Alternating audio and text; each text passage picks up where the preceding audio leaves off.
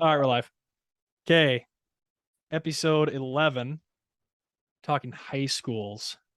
Um, so I think we should start off by just talking about the high school setting and then like what's important to the high school athlete. Um, that might be different from like somebody maybe more down the road, I'd say. But yeah, let's just start off talking about what's important to a high school athlete and like what you'd focus on if you walk into high school tomorrow and had to train teams. Is this a like a high school that I haven't done anything with? Yeah, let's go into it like it was brand new, like you just got hired and then, it was your deal, like you got hired in July and then in August all the kids were showing up. Okay. So what are some things that we think like matter when you walk in to high school? So from a movement standpoint of like what will I'm going to take them through day one, like I'm just going to do very simple lower body put or squat, and then I'm going to do a simple hinge, an upper body push, an upper body pull, and some core work. Um, Nothing that's too complicated, but I'm just going to do that in day one, and talk them through what I want them to do. It's not going to be high volume, like super high volume, because the Yeah. first week, first day is going to be me evaluating athletes and where they're at with the ability to do those movements. And then once I kind of know what they can do, because I previously don't know what they're capable of, so I have to start at square one or developmental zero movements, whatever it is, and I have to be able to see them perform those movements, even if they're advanced, just for my coaching eye and like the system that I would run, and then go based off of what I see on that day one. But it's going to be super basic right away, doing all of those movements and kind of So building. what are some of the movements that you would do? Like I think something that's different about high school is like you might have large groups. Like Right. college, you're gonna get teams, it's like team-based training. So you're gonna have Yeah. the baseball team or like the basketball team or whatever. But like high school, you might have, you know, 3:30 lift time, and Yep. that is, you know, two kids from track, tennis, volleyball, soccer, football. So like what are the things that you would do with the group like that? So for me, I always start with dumbbell goblet squat. And I know people will say, well, why don't you start a bodyweight squat? I use bodyweight squat as a regression from a dumbbell goblet squat. Um, I like to see what they can do with the dumbbell first. And then my upper body push would be a push up. I want to see if they can, which most cases is not great, but if they can handle their body weight in a push up. And then hinging wise, we're going to do some form of an RDL, either dumbbell or if it's um, a kid that might be a little bit stronger, I'll put a barbell in their hands. And I know Right. that's kind of also shunned a little bit, is putting a barbell in a kid's hands day No, that's one, all but right.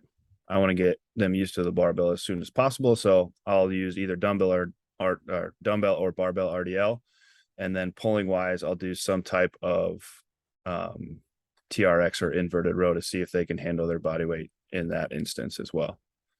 And then core wise, I just use planks front and side to Right. assess where they're at stability wise there. So basically, yeah, the most simple Oh or yeah. the simplest options you could probably choose other than going strictly body weight, which you probably already did in the warm up though. Yeah. Yep. Oh yeah. We handled all of those movements body weight wise in the warm up too. Right. Anything to add, Logan? Well, was your I agree with Nick.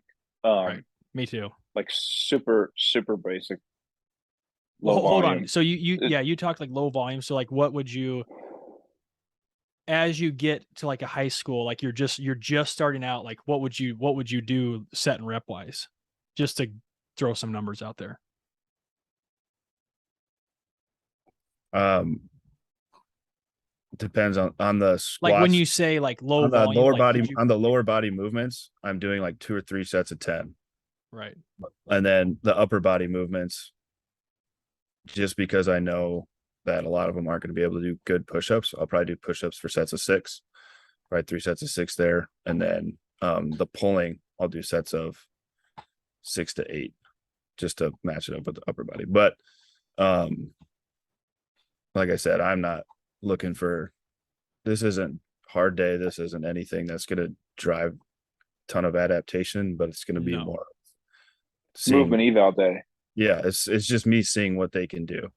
Well, yeah, then then- I think like Then planks, I'm doing 30 seconds. I should say that too. yeah, no, that's good. Because I think like, yeah, you want to see a move, but like a lot of that introductory stuff, and we can talk about more of this in a little bit, but like you're trying to establish what you expect and like establish what the kids need to understand and how to perform the lifts too. Yeah. Right. Yep. Okay. What were you going to say, Logan? Oh, I was as you asked the question, I wasn't really thinking about exercise prescription and training. I was thinking that's about fine. organization. Right. Yeah. Yeah. So I was like, if I got hired in July and then started in August, it was more like, well, how many days of training are we doing? Like, so what's our frequency? What kids are in what sports? What sports are in season? How many kids are doing multiple sports? Yeah. What are my sessions? Are my sessions during PE? Do I have lifting groups? Do I have team groups? Yep. That was where I was going with it. Yeah. No, that's fine. So organizationally, like I'd have to ask myself all those questions and figure out, what's happening. I think one of the big things, and maybe it depends on the high school, I guess, but it would be like multiple sport athletes. So somebody who's doing football, basketball, and then baseball all in the same year, like Right. basically they're in season the entire Full year. So how does their training look compared to someone who just runs track, or Right. somebody who just plays baseball? Well, and can you even like program at that level? Like Yeah. is that even possible Well, when it's one on, right, 250? right, and you probably can't. Right. You can just kind of progress as they progress through the years. They're 4 years high school, then you can progress some complexity. Another strategy that I thought too. I mean, I don't know how you guys. I guess Nick, how big was Blue Earth High School? Graduating classes are usually between 90 and 100. Oh, Okay. yeah. And then what was yours? Mike? 89. Oh, sorry. No, what was Mike's? They're like 100. Mine was like 110, I think, but they're anywhere between 100 and 130 or whatever. So about the Yeah. same. Okay. So maybe the structure of like high school would be a little bit different. So like my graduating class was 21. Yeah. So totally. So we were a different. smaller school. So we had 7th grade all the way through 12th grade Right. in the same Which I think a area lot of doing schools are trying to do that sort of thing. right. So I mean, so then my thought would be like, okay, how do my developmental program, like what is this, do I have a set?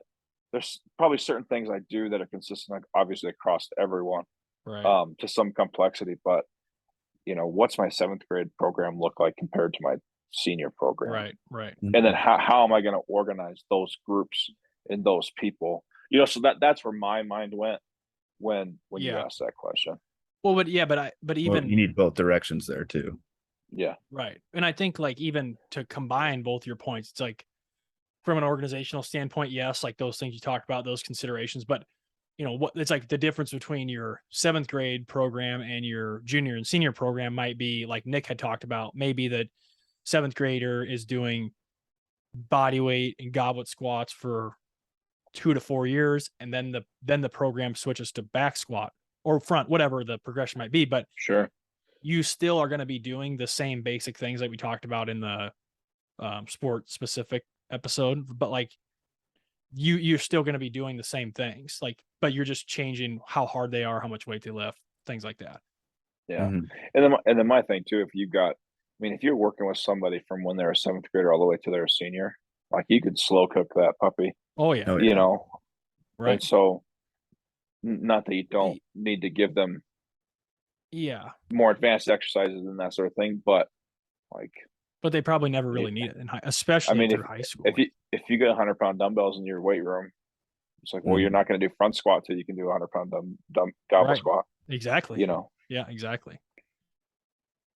Well, yeah, and like especially with the high school, I almost think like the more you try to get into periodizing things, like almost like in a deep level, the worse off you're going to be. Because it's Mhm. like you can try to go through like, let's say you have like let's say you only have a kid that plays football. So you can try to go through like, oh yeah, we're going to do, this, and then we're going down to higher volume, down to like sets of 5, down to sets of 1, whatever. But it's like those kids, like we've talked about before, like they're so young training age wise that like you might be better off just trying to run out like a novice progression no matter what sports they play. Like as long as you keep the volume lower, like there's no reason that you can't just train like normal, trying to add weight and overload on basic lifts. And then it doesn't really matter if they have games and stuff. I know that's not very popular, but it's like, what does it matter if a kid does the same lifts for like 10 weeks and then they have a basketball game in 2 days? Like Yeah. they don't have to like take it way down, because I think that whole concept is kind of butchered anyway. Like you don't need to adjust so much if kids train consistently. I don't know. That's Yeah. just, I just think about that sort of thing. It's like you might make it more difficult in a high school setting trying to like undulate your stuff and like reduce things down and peak, and it's like it doesn't really matter like until they get to a level like it's like who takes their peaking the most seriously. It's the person who's competing in the Olympics in 2 years. Like that's who cares, because they can lift a ton of weight. Yeah. To add on to that too, I think, like you said, training consistently is Right. uh, The key. whole And like battle. it's not going to do anything if you don't deviate a whole lot during that consistent training. So like you're not going to really make like give a performance deficit if you're consistently doing the same things. And to add on to that, from what I've noticed, like high schoolers that don't have a strength coach can do like a crazy amount of volume and like be sore, but they can like they're pretty resilient because they're young, Right. and the amount of hormones that are rolling through their body, and like they're developing still. So like they can do like Yeah. crazy things and be resilient and still be able to go like play something the next day. Right. It's not like us where we would like do a day where we have over 50 squats and then we're like out of commish for the next 3 days, because they're Right. constantly doing things. So Well, even the I just playing. wanted to add on to your saying, like, because they can just to like reiterate the point that like even though they're in season, like they can still handle training and play games. Right. And especially like we just talked about, it's like if they're multiple sport athletes, things can just kind of roll off them. Mm-hmm. So you're probably doing it more of a disservice by trying to specialize it than just sticking to the plan. Mm-hmm. I don't know. One, to go off of your frequency too, and I know a few guys that do high school, and then my experience with high school has only ever been summer training, so I might have a skewed point of view, but it's like it's almost, from a frequency standpoint, it's almost harder to get these kids on like a Right. consistent schedule. Right. You Mm-hmm. know, like in the summer, the one place I was at, we trained Monday through Thursday. We just gave them Friday off, and I was like, "Why do we do that?" And it's like, well, they've got, Billy's going to Disneyland with his grandma, and this kid's got basketball camp, and this kid's got baseball camp, and all these guys have decided they're going to go to the lake, and then these guys are going to Alaska for a week, and Yeah. so it's just like Eliminate the problem before it it comes up. correct. And so it's like, well, they always give a 3-day weekend, then hopefully you'll get 4 days of training and maybe three Right. with most kids. Right. And I think some of that could be, and like I said, I've never worked with a bunch of kids and during the school year, but I could see it being a frequency piece and the consistency piece being just as difficult. Mm-hmm. True. Just So difficult. Like how so? What do you mean? Like like just working around multiple sports, multiple schedules. Like, well, maybe this kid's got detention tonight. Maybe this kid's got to go to a sister play. I don't know. I'm not in it, Right. but I could just see there being a lot of things, a lot of variables that play into training. So to your point, like keeping it consistent, simple, and not worrying about trying to be all over the place with any type of training Right. Yeah. might be the best approach anyways. Yeah. To add on to that too, like if you're like someone who is in high school, like with all those, because it is that you're right, like there's so many other things, and like they're not in complete control of their schedules like a collegiate Right. athlete That's a would good be. point. So like, because they have like mom and dad tell them they have to be at this place at this time, or they have Well, family they're dependent on them for a obligations. ride. Yeah. So another good like thing to make sure you do is you have to do like a total body, like you got to hit all those movements in every single session, because Oh, if you're yeah. going to miss a session, you're going to miss out on Yeah, something. this is a good point. Um, and it's just like, because I always have kids like ask me, it's like, what are we doing, like back and shoulders today or whatever it is, and it's like, No, Billy. you're going to do everything. Like it was a total body every day, and they're just Right. like, why? And it's just like, remember those 2 days you missed last week? Yeah. So, but it's like, so you got to make sure that Yeah. you hit everything every single day, because they are going to miss days, and Right. they will be late because they do depend on their parents for rides. So Well, they might not even catch the warm up. So you We got to make sure you do all the right things that you can to get we consistent. really let Billy have it on this podcast. I Billy's don't always care. getting his ass ripped. Well, Billy deserves it. Well, Billy. and just to add on that, like I always had a hard time with the question of like, or the concept of, hey, we have games this weekend. Like, what are you doing differently? And it's like, well, I'm just not doing a bunch of new crap. Yeah. So, like, it's like, when are you going to do some variety? Well, as far away from competition as possible. Because if you introduce variety, like, like if you come back in the spring and, it's a spring sport, well, the last thing that I want to do is go from front squat to back squat, or back squat to lunge, or push-ups to bench. It's like, because what's going to happen? Well, they're going to get super sore. So as long as it's like, it goes back to like, as long as you're not screwing it up, like, well, then you're fine. And like you said, it's like, if you're doing similar things all the time, like you might do, hang cleans on day one and hang snatch on day two and front squat on day one and back squat on day two. But it's like those patterns are very similar. So there's not a whole lot of difference, but like week after week of the same thing, they just get used to it.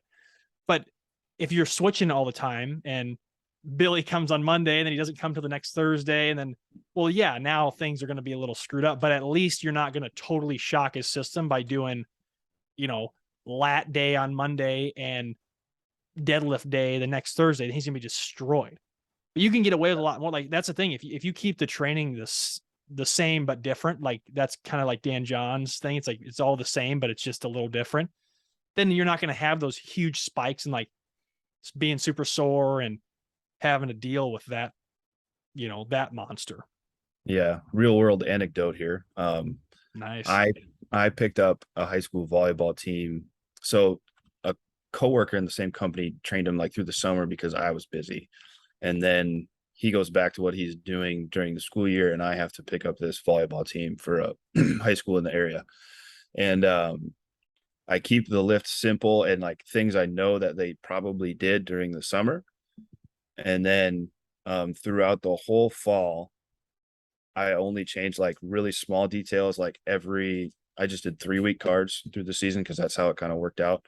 But I just changed like maybe 1 or 2 things, like just progressed movements or something like that through the cards. And the coach, on if they had a lift on a game day or something, would say, okay, like no lift today or light lift, whatever, because we have this important game. And I'd just be like, all right, sounds good. But we would go into the weight room and the kids would be like, all right, so we're just stretching today. I'm like, no, you've been doing this lift for like 6 weeks. You're going to do the lift, because then you're going to feel better if you do the lift than if you don't. And like they didn't get sore. They won every single, like, that has nothing to do with me that they won the games, but like the lift they didn't hinder what they were doing for the games that night. So that kind of plays into that whole aspect of Wait, so if you're those were consistently doing on game something. day? Sometimes it was on game day, sometimes it was the day before. But like they were consistently doing those lifts, at least the varsity kids, and didn't hinder them during game day because I didn't change a whole lot. And it was just built off of what we had previously been doing for weeks. So yeah, I like the amount I had kids asking me, it's like, when are we going to change front squat to back squat, or when are we going to do like power cleans from the floor, Never. like that? And I was just like, not during this season because you haven't done them at all. Right. It's like, and they're like, why? I was like, if I put them in right now before you go play this really important game in like 6 hours, like you're going to be destroyed. Right. Like, well, I guess that makes sense. Yeah. I But don't see, want to, then, I want you to perform. yeah. And when you think about it like that, it's like, the only time that you'd really change something is like way early off season. And then from there, you just keep it the same because then they can train and they don't get super sore. They can perform. And then Yeah. you just like, you're not adding a whole bunch of variety, which usually isn't good anyway. Yeah. Any thoughts, Logan, on that?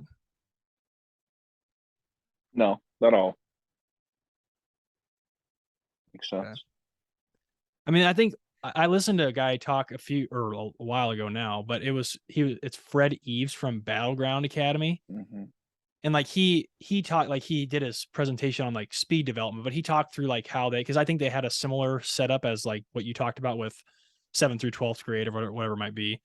But he talks about, they have their programs, like I don't think they didn't take into account um like sport season, or they did with sports season, but it wasn't like all the juniors trained together, all the seniors. It was just like whenever you graduated based on your ability, you moved up to the next program. So you almost like discredit, or not discredit, but you don't consider where they're at in school, which I think is smart. You just, it's like, here's the athlete, like Nick talked about. It's like they come in, do the lift. However they perform and adapt is where they go in the program. If you have a kid who adapts well, can start adding load, well, then they get to graduate on to like a more, maybe like step 2 or developmental 1 or 2 or 3.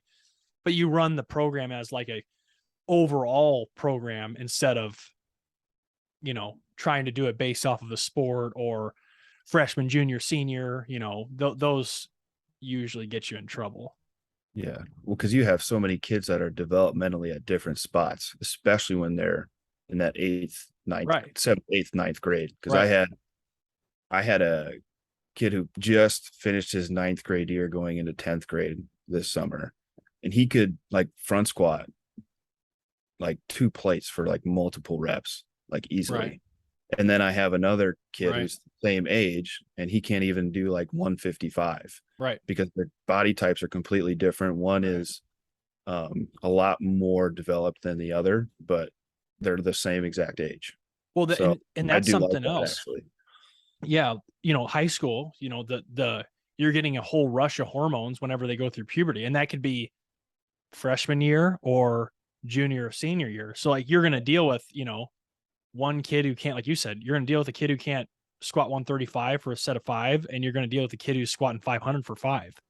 So that's another example of what we just talked about, of breaking the program down by ability, instead of assuming they can handle stuff based on their year or their sport, which is probably easier said than done when you're in a high school with 20 coaches and, everybody's trying to tell you what to do. But Right. yeah, that's Well, a and good that's yeah. I mean, I think all these points are valid, but then you add in parents and you add in sport coaches, good and night. now you're now you're kind of in a where your master plan might be going as Yeah. you'd like. It might just have to change. Right. Yeah. Yeah, that's true. Yeah, because the thing is, you add this, and we're talking about high school, and we're assuming that they're playing for the high school team, but now you add in club and AAU and all this other stuff now, and I still remember one kid on a recruiting visit. I don't remember what team, but the parents on the recruiting visit, 2 minutes into meeting them, they talked about how, well, we want to make sure, this person doesn't do too much lower body because we can't, they have a game this weekend and, we wouldn't do that here. Right. Or whatever. And it's like, I don't know. Like your kid's a junior in high school. What does it matter? I don't know. It just, there's so many other things going on now that it's hard to have a consistent plan. Yeah. Yeah, that's why, like, when I work with kids privately in the high school realm, it's like, all right, what have you done this week? And it's like, because they have like a strength and conditioning class or early bird weightlifting, and then they Right. have their high school practices, they have their club practices, and then they have like competitions on weekends. And it's like, all right, what have you all done this week? And then they Right. kind of let you know. And then if it's like a really heavy activity week, maybe back off, do the same stuff, but back off a little bit. Or Right. if it's if it's a week that they don't have as much, then you can do the same stuff and push a little bit. So I have to make sure I do that as well, because Right. there's so much other things going on in their lives. Well, and So then that's kind of like, I mentioned Dan John a lot, but I like him. But he talks about when people come to him to train, they say, hey, like, what should I do? And he says, well, tell me what you are doing.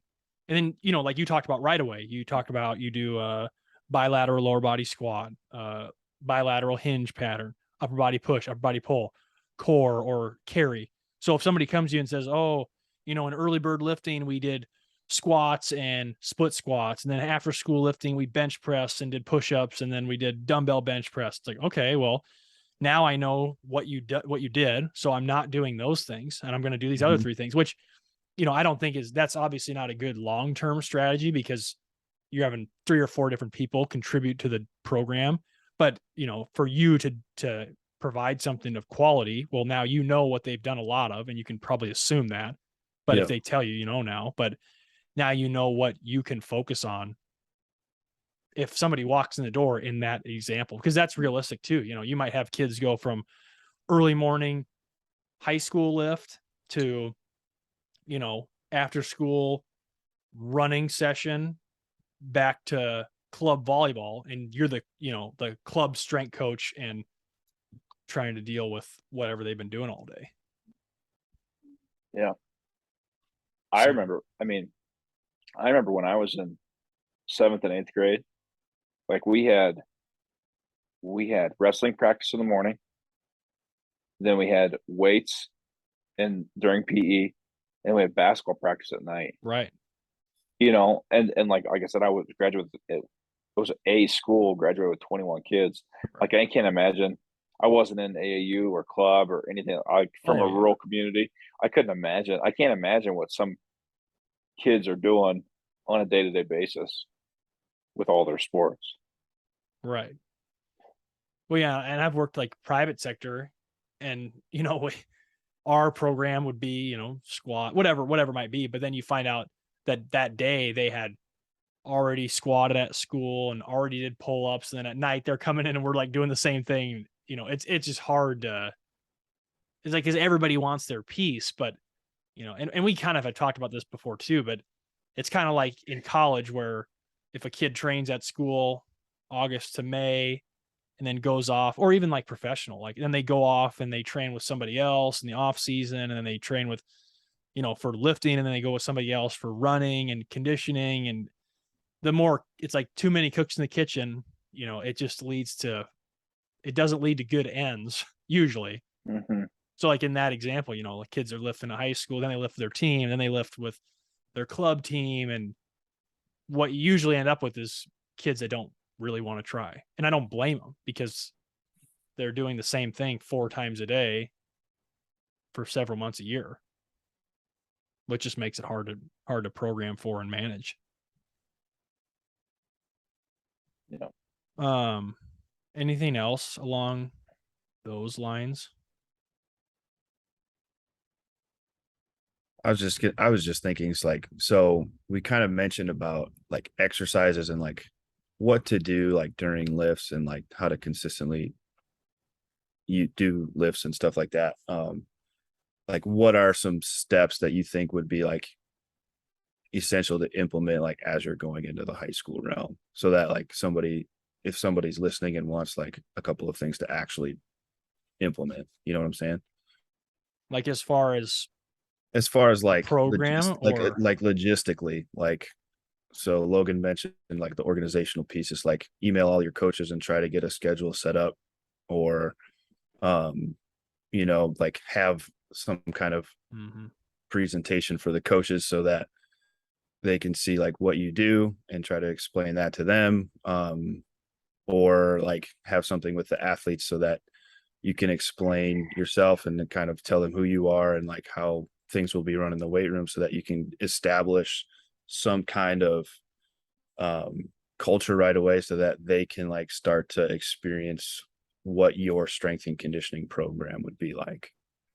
Yeah, I think personally I would definitely start. It depends on what time of year you would come in, but if you came in the summer and you were starting in the fall with the teams, I would definitely try to do some sort of like not open house, but like where you bring in, school staff, parents, coaches, and explain like what your plan is, what it is, why, and then I would try to do some sort of practical demonstration too, to show like what it is you're going to be doing and like what you'll expect, because especially like when it comes to like expectations and things like that with the movements, like the more people that you can get on board, the better, so I Yep. think that's helpful. I don't think it can be hurtful, to just get Yeah. people on board and be able to explain, and then be able to take questions too, so that people ask about, well, what are you going to do with my son who plays football and that's different from this,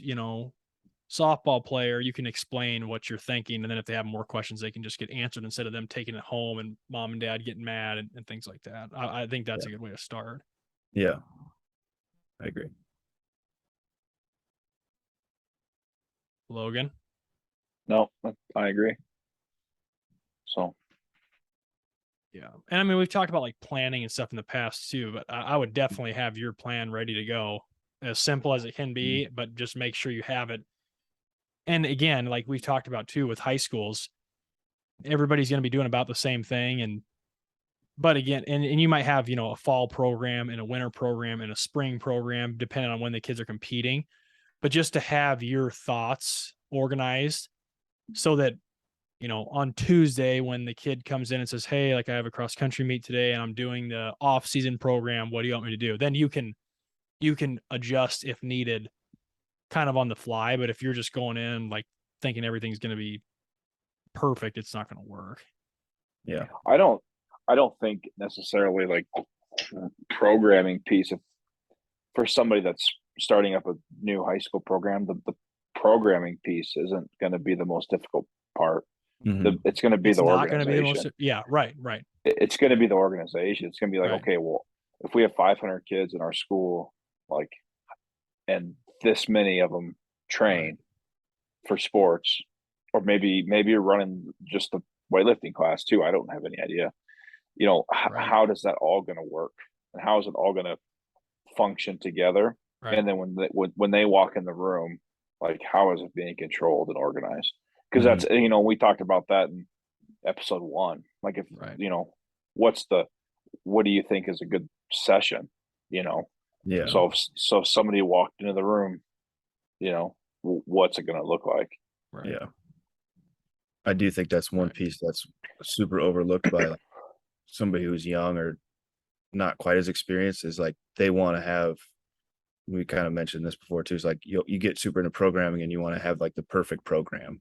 Right. But then you completely put to the side like the functionality of the weight room, and then you start this perfect program, and the first block you have just kids button heads over the same space or the same implements or something like that, and then the program then becomes obsolete because they can't even make it through 2 blocks of the workout. So that would be one I would kind of reiterate from Logan, is like make sure you know your space and how kids will flow through that lift in the weight room so that you can have an efficient lift possible.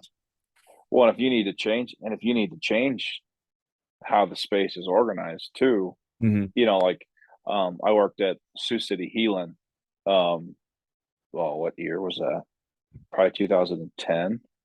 And so we had 7th through 12th grade coming through the weight room in the summer, and we had it blocked off in times, right? So we started at 5 a.m. and I think we ended at 11 or something like that. And but when all the groups came in like 30-minute increments. So when you came into the school, you went right to the gym.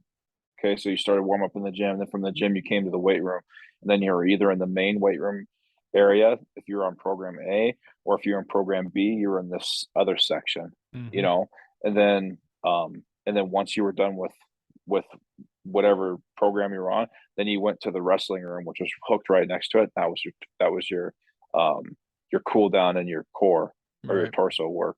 Right. And then when you're done with that, either you were done or you're out to the field to run, or you're back up to the gym to run if it was bad weather. So like we had it like almost Right. like an assembly line Right. Mhm. organization, right? And that's how it worked. That's how it worked for us, right? There was 5 of us or something running those sessions. And it was basically a factory in the summertime, Yeah. So it just depends. Like, again, what time of year are you? What groups of kids are coming in? Where are they at from a developmental standpoint? Are they developmental 0? Or are they developmental 10? Like, where are they? How is it going to flow with the room? Does your programming match how the room should flow? Like, that's another thing Right. too, right? Right. Mhm. If you come in and you have a room and it's set up a certain way, if you're not going to program that way, then you need to set it up a different way. Right. So, or Well, adapt yeah. your programming. But like all those things you just said, it's like a good program in that, or everywhere, it is an assembly line system based thing. Like, kid comes in, it's, yeah, you're on day one, and day one is this. Okay, now you're on day 2, this. Like, it just, the room is organized how you need it. You program based off of what you have in the room, and they just go through the step by step assembly line, and then they leave. But I Right. think that's the only way to run that sort of chaotic setting and Mhm. to structure it. Because then, like, you have your system. So, like, and we talked about this in the past too. But if something goes wrong or something goes really well, you can start to identify what might be helping and what might be hurting. But at least that way you're going to get the kids on the same page too, as far as like what you expect and what their days are going to look like. Yeah. And I think another major thing that we haven't discussed yet is, what are your standards and how are you upholding them? Mhm. Because unlike college and professional, and like, I mean, you've literally got these kids for 4 to 6 years, right? Yeah. And so, I mean, you have this longitudinal, uh, developmental program basically, just handed to you. So if you aren't consistent with how you coach things, if you aren't upholding the standards that you set forth when they're 7th graders all the way to when they're Right. seniors, like, I think you lose a lot of value. I mean, even at the, like, we were talking about this the other night, like at the college level, like, we got transfers in, transfers out. We got kids that, Right. well, I mean, like, I've got kids that maybe come in for a year, then they leave for 2 on a mission and come back, and True. so it's like, it's not, you don't just got them, right, Mhm. necessarily. And same thing in the professional realm. You're switching teams, you're switching, um, agents, you're switching, trainers, that sort of thing. So there's a lot more bouncing around at those 2 levels versus the Right. high school, Where unless it's you're more like consistent. lit, right? Unless you're moving schools and so on and so forth. But And I think that would be a good topic for next week on high school. Would okay, you agree? yeah. Yeah. Okay. Well, that's it. Thank you.